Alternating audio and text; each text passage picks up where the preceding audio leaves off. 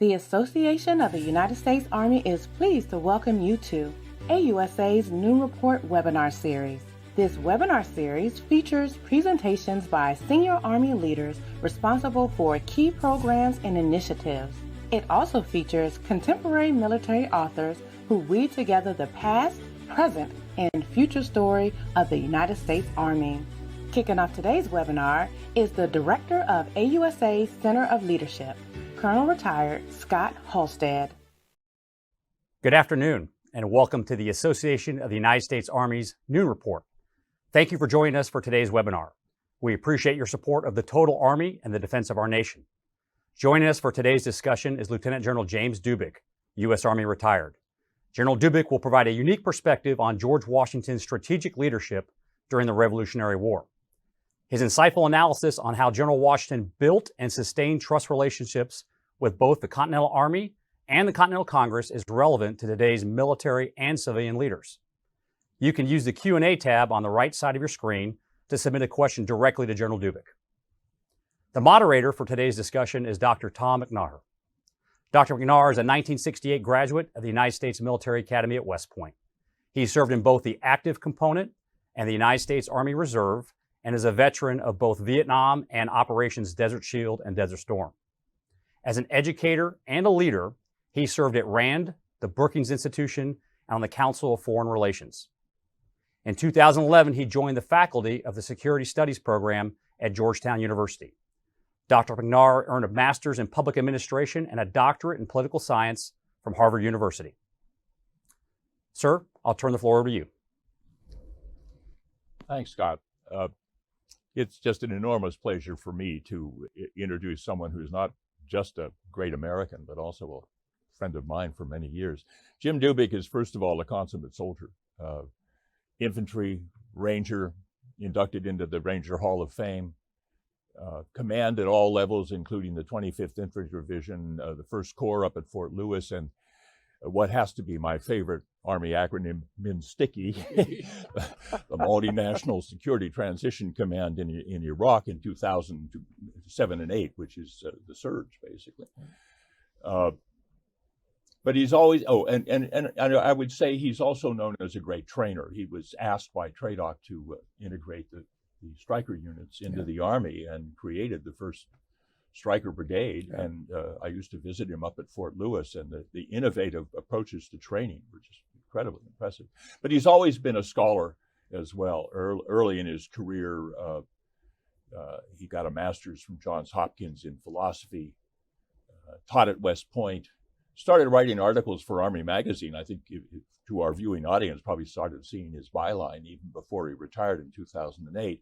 But he's been a regular contributor to Army Magazine in the years since. When he retired, he went back to Johns Hopkins, got a PhD in philosophy, and wrote about ethics in war, and that's his first book, Ethics in War Reconsidered, which came out in 2016. He tells me he's got another book in the oven, but Ukraine has sort of distracted you from that for a while. That's understandable. He's a fellow at the Institute for the Study of War, and if you don't know about the Institute, you got to Google it because it's the best place to go for maps and analysis of what's happening in Ukraine.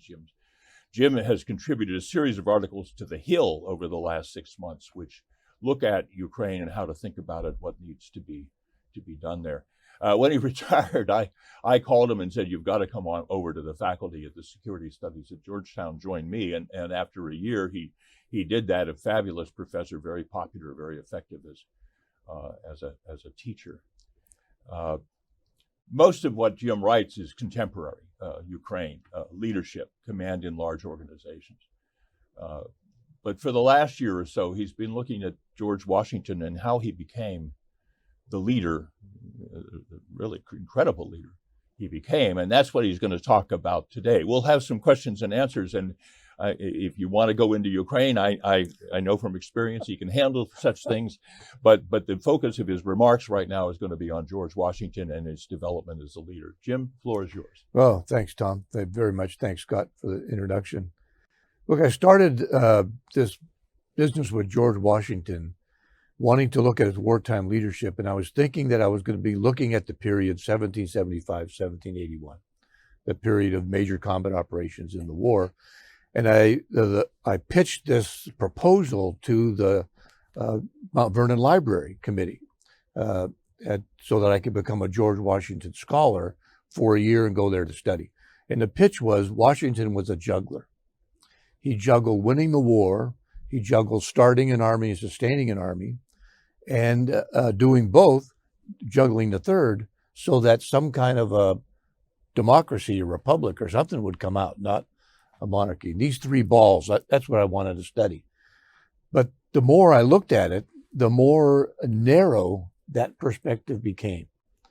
And the more I realized, one, his wartime leadership included more than his fighting leadership. And that the period I was looking at was his fighting leadership, but his wartime leadership started well earlier than that and ended well after 1781. And so, again, I part of the reason I did this was to get my mind out of the contemporary problems, but it's right back in, because war is not just fighting. There's war. You have to fight a war as well as wage a war. And Washington was involved in all of this. You can make a matter of fact, I did make a strong argument that his wartime leadership started about 1760 with following the Stamp Act. And it doesn't end till 1789, President of the Constitutional Congress. That's his wartime leadership. In the middle of that is his fighting leadership, 1775, 1781. That's a big lesson, I think, for today's doctrine writers, for today's professionals, whether civilian or military. War is more than fighting. And you have to understand war in a much more unitary way than just a binary, are we fighting or are we not? The second thing that surprised me was that he was chosen as the commander-in-chief less upon his tactical experiences in the French and Indian War and more on his development as I'll say, a mature leader in the period following the French and Indian War before 1775, in a period in which he was a burgess in Virginia, a planter, plantation owner, the period in which he was a vestryman and a judge. And these kinds of experiences contribute, I think, more to his capacity as a commander-in-chief than did his tactical experiences in the French and Indian War. So those are a couple of things that surprised me anyway. And I'm not done. I'm still a fellow there. I've got a few more months of research, and it's been so interesting. I think this is going to be reading for the next years. Yeah, you couch Washington's past in a concept of war, which you briefly alluded to when you started. That we make a mistake by focusing on violence, which I think is understandable. Sure, that's the traumatic part of war, but it's woefully inadequate to understanding war. And you talk about waging versus fighting war, which is a distinction you've made to me over many years. Can you talk a little bit more about how to think about war before we turn to Washington? Sure. At least from my perspective, fighting wars, tactical and operational level, all kind of doctrine, all kind of focus. The media loves to focus on this for all the right reasons. Yeah. And most of us, when we say use the word war, immediately turn to fighting. Yeah. But waging war happens in capitals, not on the battlefields. Waging war includes having strategic aims and then developing strategy, policies, and campaigns aligned with those aims so that you increase the probability of achieving what you want. Waging war requires a organizational capacity to take your initial plans, translate them into action, then see what happens on the battlefield or in the other capitals as events unfold. See the gap between what you wanted to achieve and what is actually happening. Yeah, they always unfold unpredictably, right? Unpredictably. See that gap, adapt, and keep that cycle up till you achieve your aims. And then last, maintain legitimacy in the eyes of your political community. These are war-waging skills that are as important for fighting the war as anything else. Yet they're always they're always in the background. because of the focus on fighting, which is, again, necessary, absolutely necessary, but it's insufficient to understand the full set of activities that's happening in war. You know, war is sort of like a giant sucking sound. You get sucked into the violence because that's so traumatic. Yeah. But what strikes me about Washington in what you've written so far, he has a vision for what should happen after the war. And even sometimes the Continental Congress is asking him to do things that violate that vision. Yeah. And he doesn't do them. Remarkable. Where does that vision come from? Because it's so hard to maintain that under the stress of war. The short answer is I'm not really sure. But the longer answer, you get kind of bits and pieces. When he's a young surveyor, he travels out into the wilderness. He goes way out into Indian country, literally. Oh, yeah. And he sees the breadth of potential in the land. And he understands the worth of that land should it be all under then British control.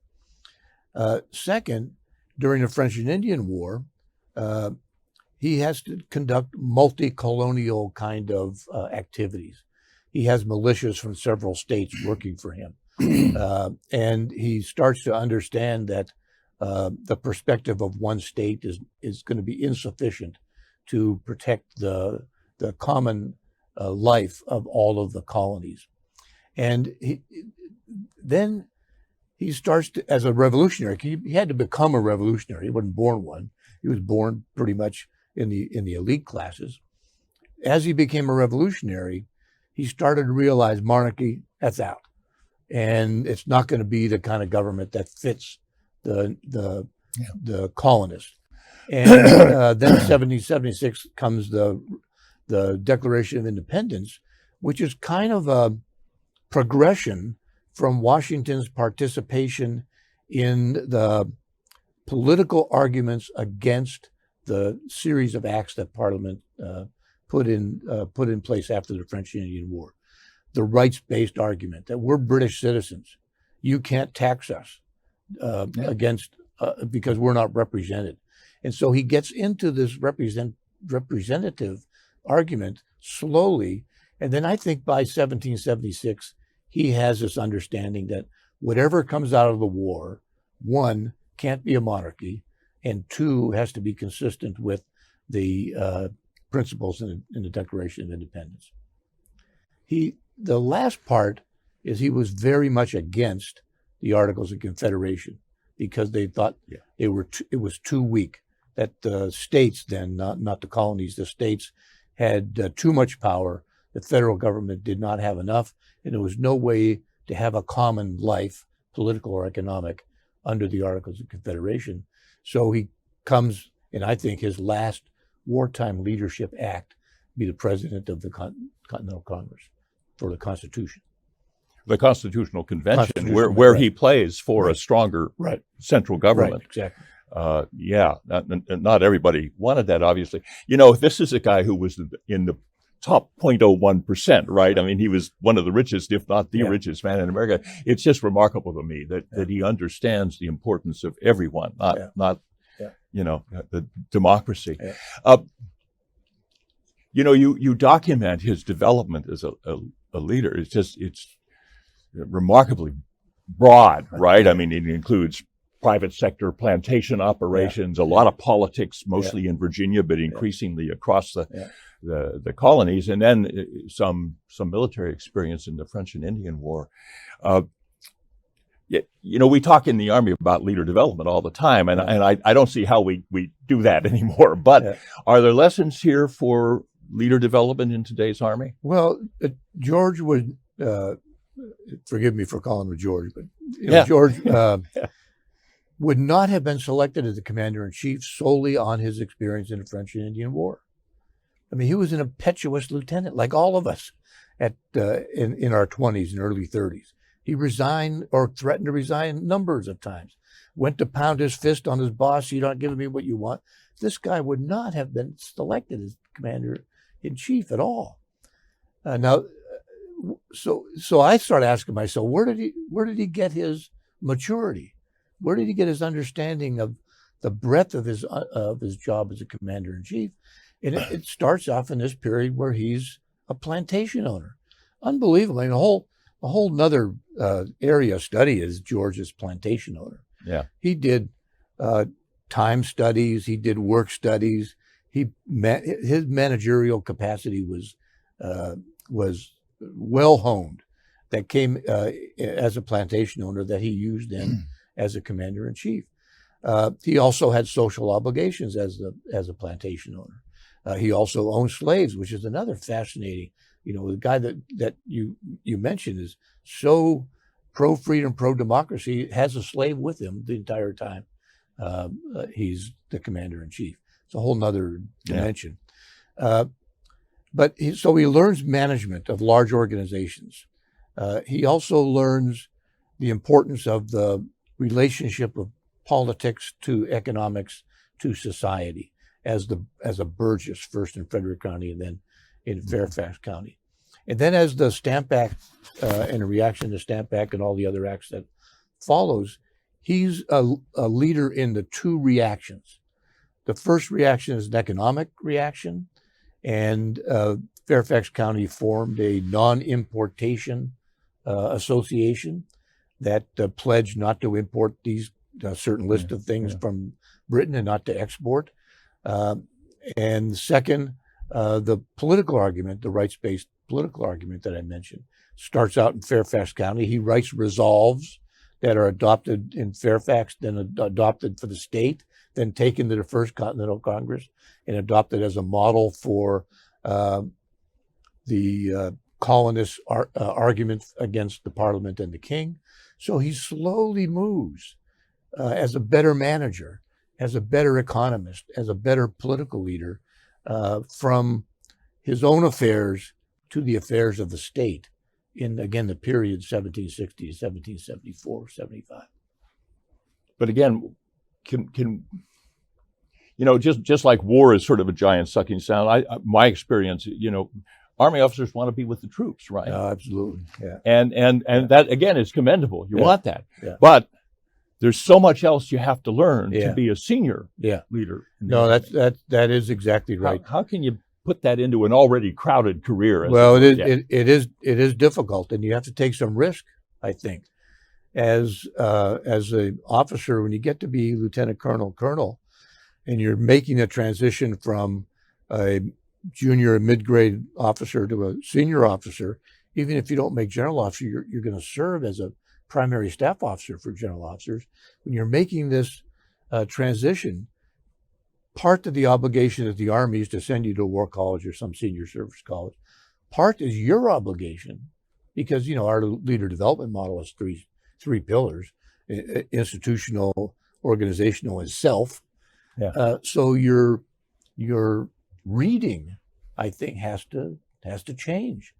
I remember once as a battalion executive officer, went to my battalion commander in the 1st Ranger Battalion. He's reading this book on Peter the Great. And I asked him, Keith Nightingale, some of you may know him. I said, Keith, no, of course I said, sir, why are you reading this book? And he said, to broaden my mind. What a novel concept. Yeah. And so, cook right there. I guess maybe I should do that. And so part of my reading, under his guidance, and I had so many other, Wayne Downing, General Sullivan, started, General Reimer, General Shirseki, so many people have encouraged me to grow my perspective as my rank and responsibility grew. And too often, we forget the three pillars. You can't put it all in a war college. Yeah. You can't put it all on your bosses. You got to pick it up some of yourself too. Yeah, and what you said about risk is important, because sometimes you make choices to shape your overall development that your personnel officer won't really like. And tell you, you're going to ruin your career here, and maybe you do, but you but it's worth the risk. Yeah, it's worth the risk. I'm reminded of Fox Connor's role in Eisenhower's development. Right. Really, almost a graduate education studying under, and a lot of reading that. One other thing before I turn to questions from our audience, and I'm always curious about the role of failure in developing. Washington, you wouldn't call his tactical operations in the French and Indian War, Yeah. you know, a stellar success. Yeah. And I'm thinking, you know, Grant's civilian life was a failure. And Eisenhower even himself said, you know, after Operation Torch, that wasn't so good. Yeah. I'm paraphrasing radically. And what strikes me is that I think, how does that help them become a leader? But also the system tolerates it. You know, I mean, FDR could have canned Eisenhower out, but you know, not that he had somebody in the wings, except maybe Marshall himself. You know, how do you see the role of failure in all well, of first on George. I mean, when you on sign George. a document in a language you don't understand that says you assassinated a French diplomat, this is not a career development move this is not. on your part. So, which he did after Fort Necessity. But yeah, okay. I think the failures, and I think it's more than professional failures. Sometimes there are failures in your life, like you talk about Grant. Grant in particular. Yeah. Failures imprint on your mind that you could fail again. And so you approach your job understanding that just because you're doing it, it's not going to succeed. Yeah. That there are more options in life than my continual success. And I think it does give you a maturity. You can see it in Washington's use of councils of war at various points. You could see it in Grant's relationship with Sherman for sure, but with other general officers. And Grant's discussions with Lincoln, especially in the 64-65 campaign, where these are really mature discussions because both understand, both Washington and his other generals, look, you know, we're betting the farm here, literally, Mount Vernon. And I could be wrong. I could fail. And Grant and Lincoln the same way. I think failure is, if you learn rightly from failure, you don't become afraid of acting and taking risks. Failure is a pretty good advisor.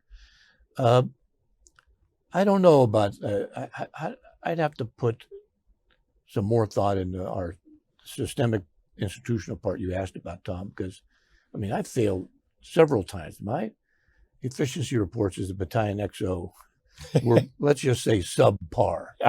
So, you know, that. It's hard to imagine, but I'll accept that. Yeah. It's a fact. And, you know, that's considered a failure. I mean, I wasn't selected for battalion command or brigade command the first time. That's a failure. So it's how you continue after these kind of failures. That's such an important lesson. Yeah. That is such, because we talk about sort of this error-free career path, you know, and I think in reality, there's fewer of those than people think. Possibly. And what interests me is the system tolerated that and moved them along, and they became much better. But you know, you and I both taught about strategic humility. You don't control war once you start it, so make sure you have some sense of where you want to go when you start. Question from the audience. Let me see. Well, he's asking sort of the question that I started at. You know, what are the lessons for today's leadership? Well, okay, this is the civil-military relationship issue. The question is coming to, and I think a couple of things about Washington. Number one, it was definitely an unequal relationship from Washington's standpoint, from one angle, and that angle is Congress always had final decision authority, and in that sense, Cohen's argument, unequal dialogue, exactly right. But watching the relationship between Washington and the Congress, it was more equal in the pre-decisional discussions and the post-decisional execution. Washington was treated as an equal in the discussions leading up to a decision. He brought his perspective. He argued strongly and absolutely with full candor about the status of the Army, the status of the operations, successes or failures. But he brought a perspective and he voiced that perspective, and it was treated as an equivalent perspective from the Congress standpoint. He was treated as an equal, sometimes actually as a senior. Well, he did sometimes ignore Well, he did. What Absolutely. the Continental Congress was asking him to do, because it didn't conform to the vision he Well, had of the, I would put it a little differently. I would say that he executed the operations in such a way that was consistent with Congress's intent Yeah. and his and vision. his vision. Right. Yeah. Okay. Yeah, I'd put it just a little bit different. But the thing that when he got his commission, George got his commission from the Continental Congress. Congress then dedicated themselves in an explicit oath to his support. And that there was this mutuality that we're all in this together. And whatever happens, we're not going to abandon you, George, if you're not abandoning us. That's a lot of equality in the pre-decisional and executional phase. So I think that's one big lesson. The second lesson is that absolutely this is not a principal-agent relationship where Congress is saying, you are our agent, you do what we want, how we want to do it. If you do anything other else, we're going to monitor you and fire you. That kind of relationship would have been toxic and would not have produced the results that we had. Well, that's such a great insight. To carry on with one of our questions, adaptation in the war itself, in the actual fighting. I mean, in Boston, he pulls off quite a little operation there. Then he goes to New York, and it's not pretty. and then he adopts, it seems to me, another style of warfare. Yeah. Can you talk a little about because all warfare is adaptation. You don't control it. Absolutely right. So Dave Palmer's book is really a good one to read on this. He thinks George changes strategy 6 times. I'm not sure 6, but he does change. He goes to Boston in a very aggressive mode. George, and the Continental Army must throw the British out. And he ends up doing that. He does it by occupying Dorchester Heights, which makes it untenable, and the British leave. Okay, fine. Then he goes to New York and says, the aggressive approach isn't going to work here. I better defend. I got to defend lots of places. I'll spread that doesn't work. Oh, yeah. And gets his butt handed to him and has to retreat. So then he gets into a third decision cycle. Okay, people call it a Fabian strategy, where I don't think it's quite that, maybe Fabian plus, because what he concludes is, well, I have to survive. If the Continental Army dissolves, the revolution is over. So number one, I got to survive. But number two, I can't just run away. It's not the search for the Holy Grail or run away. I have to fight. Yeah. And I've got to fight, and I've got to win, because I've got to win to keep the morale up, to keep the spirit of revolution up. So I'm looking for, I'm avoiding battles where I'm going to lose, and I'm looking for battles I'm going to win. That goes 1777, except for Saratoga, which was a huge victory he wasn't involved with. That goes on 1777, 1778 into 1779, even after the French join. Because now, once the French join, he's thinking, how do I and the French fight? And now he's arguing with the French, who really don't want to go to New York and have another big battle, which he wants to do. And so there's this problem with having an ally that is an important problem to solve, because we needed the ally to succeed. So there's a 3-year period where he's just kind of figuring out what to do. And then once the British decide to move south, he goes back on the offense. So he's continually adapting as the war goes on. Yeah, he's really confronting joint combined operations Absolutely. At a very early point in the nation's history. Thanks for bringing that up, because really the war was a coalition of coalitions. It's not just American and French. Each of the colonies provided their own militia forces under their own terms, with their own support, and their own pay systems, and their own terms of enlistment. Yeah. So he was really running a coalition of the willing, with militia and then the regular army, plus an allied combined operation on top of Mostly from the sea, which was Mostly not from where the sea. his focus had been. Had been. the next question actually refers to Rick Atkinson. We're lucky that Rick Atkinson is now focused, having written that marvelous trilogy about the Army in World War II, is now writing about the Revolutionary War. I think one volume is out, maybe the second is too. I don't know, but he says, Rick Atkinson says, Washington actually brought a stack of books on generalship when he first went to meet the Continental Army. He did. Which is, I wasn't aware of that. Of course, the question is, how much did he learn from the books and how much was self-taught? Well, I'm taking reading from the books is self-taught. And I think it was a lot to it. Fair point, yeah. So there were 5 books. Rick lists them. There are other people who list them too. He learned a lot. But this is part of George's character. How did he learn to be a planter? How did he learn to diversify his crops in such a way to return minerals to the land, in such a way to diversify his economic stream of money, not just tobacco? He bought a bunch of books from England on farming. So this is back to the 3 pillars. This is Washington telling us, you want to develop, part of it's on you, buddy. And so he buys these books. He reads the books. I've not read them all yet. I think I got 3 left to see what he had learned. But I think it's a combination of what he learned from Braddock in the failure of the Braddock campaign at the operational level, and what he learned from Forbes' success at the operational level. That and what he learned from his dealings with the Continental Congress and these books, that all combined and gave him a framework under which he could then operate.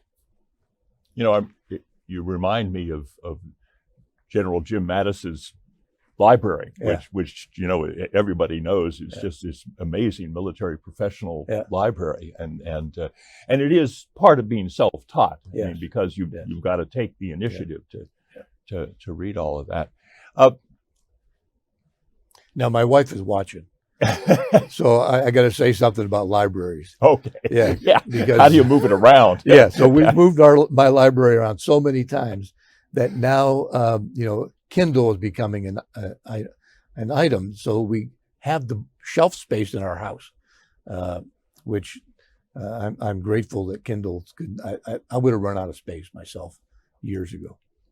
You know, I've in retirement started getting rid of books. It's like carrying parts of your body away. And I remember my first trip to China where I carried McPherson's book on the Civil War, which is 3 inches thick, and I said, I'm going to buy a Kindle because then I can travel with this. Is there one leadership attribute that you'd put above everything else in Washington? That's our question here. Yeah. And where did it come from? Actually, I think what you're saying is it's not one. See, it's hard for me to do that because it was the set of attributes that he developed over time that he could play. It's like playing golf.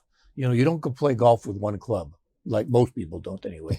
Maybe Tiger Woods could, but I need all of them. Yeah. And so as a leader, you want to be able to reach into your set of tools, your set of behaviors, your set of skills, and pull out maybe the right skill for this situation.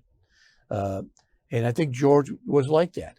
He had a broad set of political tools, economic tools, managerial tools, and was empathetic toward the people that he led. He did that even before the Revolutionary War, but during the war, he realized that as a leader, I must treat soldiers as citizens, not just subjects. And that's going to make a big distinction between the British Army that's occupying and the American Army that's fighting. Wow. Our next question, an interesting point about waging war. And of course, I've always thought the difference between waging and fighting is one of, you've made that point with me and I've learned a lot from it. Maybe the question is, we need to teach that at some point, probably not to captains and majors, but to colonels and 1 and 2 stars. Yes. And you and I tried to do it to civilian. Well, not just civilians. I had young Army officers in my class. How do we do that? Well, look, it's not easy. It's generational. It's forever, because you can't ever check the block. Okay, I'm done with that. I'll move on to the next task, because every generation of leaders, civil and military, have to be taught it. In the military, the school systems help. The senior service college helps, and the fellowships help. But in the civilian world, there's none of that. And so the schools of security studies, like you and I taught at, the ones at Princeton, the ones at Harvard, the ones other Yale, other locations, I think they have to do a better job of using military force. Personally, I think there's too much emphasis on international relations and not enough on security studies, analyzing campaigns, analyzing wars, and whether they did or did not contribute. Whether they achieved their broader goals. Right. That's, I mean, really, Right. you know, what was it Peter Perret wrote in one of his books? You don't fight a war to win, you fight a war to shape a sustainable political solution. Right. Exactly. You don't have to win, but it helps. Yeah, it helps. But the military successes aren't a guarantee that you can have the political success. And this is another reason to think of the difference between fighting and waging a war. In your first question, when I talked about waging, the number 2 strategic skill, translate your plans into action, adapt, and bring the war to a successful close. Yeah. That is, achieve the aims you set, even if you have to adjust your aims, as Lincoln did during the war. Sometimes you do have to adjust your aims. Success is relatively easy to identify. Did you achieve the strategic and grand strategic aims of the war? The answer is yes or no, usually. Sometimes it's ambiguous, but we've lost sight of that. Our metrics mentality has lost sight of the kind of mega vision of the use of force, and that is to attain a political aim. I'm reminded of something that Elizabeth Samet, one of the professors at West Point, has written about recently, which is the perniciousness, that's my word, not hers, of the sports analogy. Yeah. And I always think, you play football, and when the clock runs out, somebody's won and somebody's lost. Yeah. So if you're thinking that way, you're at the tactical and operational level. You're not at the strategic level, because the clock never runs out. Clausewitz says, in war, the end is never final. Never final. That's my favorite Clausewitzian quote. A question on his leadership style with reference to his subordinates. Did he, we talk about mission type orders, and we talk about much more precise controlling orders. Have any sense of Washington? Washington style? He was big in the councils of war. He learned that from Forbes and Braddock, and actually in his commission, the Congress directed him to conduct councils of war when necessary. And this was not a voting on what we're going to do, as some might interpret councils of war. This was very much the way in which what we would now call the military decision-making process took place. There were descriptions of the situation from various generals' perspectives. There was an argument about which, what is actually the situation we face? What is the problem we have to solve? Then there was a discussion about alternatives. Usually each alternative was, one of the subordinate generals was the champion of that alternative. There was an argument, and George would make a decision based on that argument. And then the expectation was people would go out and do their parts after the discussion about, okay, you do this, go out. So it had to be decentralized. There was no way to control things except the 7 people you could control around you. So there was, he didn't use the language of intent, decentralization, mission orders, that kind of stuff. But the style was very much like that. He was, I would say, kind of lenient also with his subordinates. In the several times that maybe one subordinate didn't accomplish all that he should have or could have, George was, I think, understanding of the exigencies of the situation, the difficulties of command in actual battle, and was more forgiving of mistakes than maybe people who think they can control everything would be. If you think you can control everything, start a war and find Yeah, out you'll just how find out little of it. immediately. And that's why, I mean, you make an important point about adaptation over the course of you're very rarely going to have a plan. Yeah. Remember, the Army's view of strategy was you civilians come up with what you want us to do and then leave us alone. Yeah. And that's just completely wrong. I mean, Well, it's this just is a another, constant- back to the civil military question. This bifurcation of you do policy and we do execution. This is about as foolish as the day is long. I couldn't agree more. Yeah. A question about books. You mentioned General Palmer's book on Washington, which I confess I've not read. I can't wait to get to Atkinson's book, but I got a stack of others. What other books on Washington? I mean, there's certainly enough. Well, Braddock's Defeat is really a good one. It's about his George's time with Braddock, and really highlights what a brave person he was. That's a really good book. I'm trying to play back in the stack of books on my desk. I liked Cabal, which is a story of a kind of mutiny within the ranks to replace George, and George's reaction to it, and how he succeeded in doing that. The Newburgh Conspiracy, there's several books on that. His leadership in the Newburgh Conspiracy was masterful. So, the stack, how I do it is I read a book I like, I pay attention to the footnotes. Yeah, you go to the I footnotes. make a list, I buy some more books. Yeah. Much And to that's my how your wife's library chagrin. grows, while your wife wants you to make it Exactly. smaller, right? Yeah, Exactly. rightfully so. Okay, those are, you mentioned the Newburgh Conspiracy, and I was down at the Army Museum over the weekend, and if you in the audience haven't been there, it's just a phenomenal place. They've done a terrific job with that. But in the area of the museum that's dedicated to the formation of the country and the Continental Army, there's actually a room that's dedicated to Washington and the Newburgh Conspiracy, and I'm not sure we even teach this in high schools and colleges, but you realize how seminal that event was. Yeah, it was close. Close Call. And Washington handles it almost theatrically, and you wondered, I mean, was that planned or was that, how did he? Well, I think it was planned. He pulls his glasses Yeah, out at exactly the right Oh, time. I've grown old. Yeah, the service to my country blind too. But this goes back again to your first question about the war. The war doesn't start in 1775. George's wartime leadership starts in 1760 or thereabouts. It doesn't end at Yorktown because the war aims are not achieved. Number one, the British are still here, so they're not ejected. Number two, we have Articles of Confederation that are failing, so we don't have a government that is working in any degree.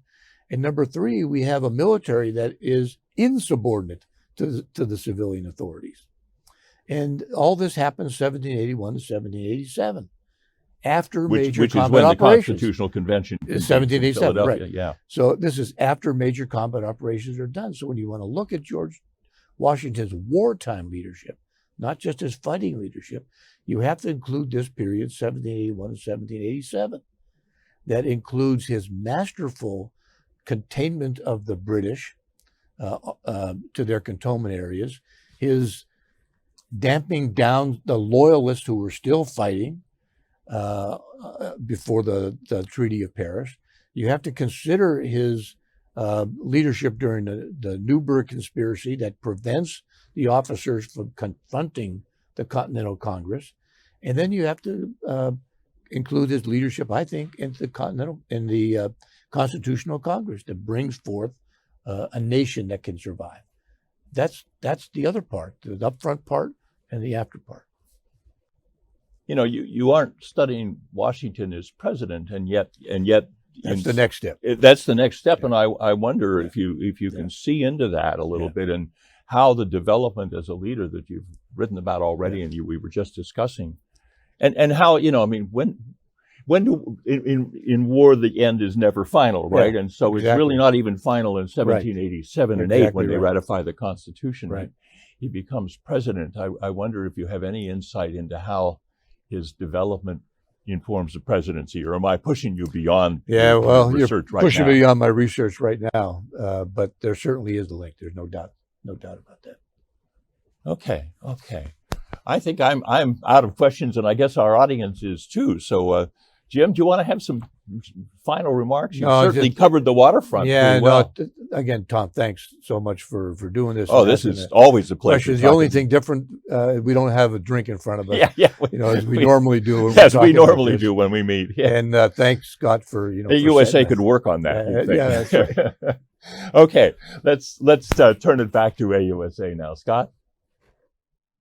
Well, gentlemen, thank you so much for that incredible discussion on the adaptive leadership of George Washington. I want to inform you of a few upcoming AUSA events. On June 22nd, we'll host a noon report with Colonel Arnell David, First Sergeant Sean Acosta, and Dr. Nicholas Crowley, moderated by Brigadier General Christopher Stockel, U.S. Army retired. And this noon report will detail how buzzwords like lethality and large-scale combat operations sometimes drive the Army budget. The AUSA Warfighter Summit and Exposition will take place at July 27th and July 28th in Fayetteville, North Carolina. And on August 23rd, we'll host a new report with Major General Sean Gainey on countering small unmanned aircraft systems, sponsored by EPRIS. There are some other great speakers and programs scheduled. I hope you can join us for an upcoming webinar. For more information about our programs or any of these events, or to register, please visit our website at ausa.org. Finally, we want to thank all of you who support us with your membership. Membership at AUSA matters. You help us support the Army and the nation. Thank you again for attending, and have a great day.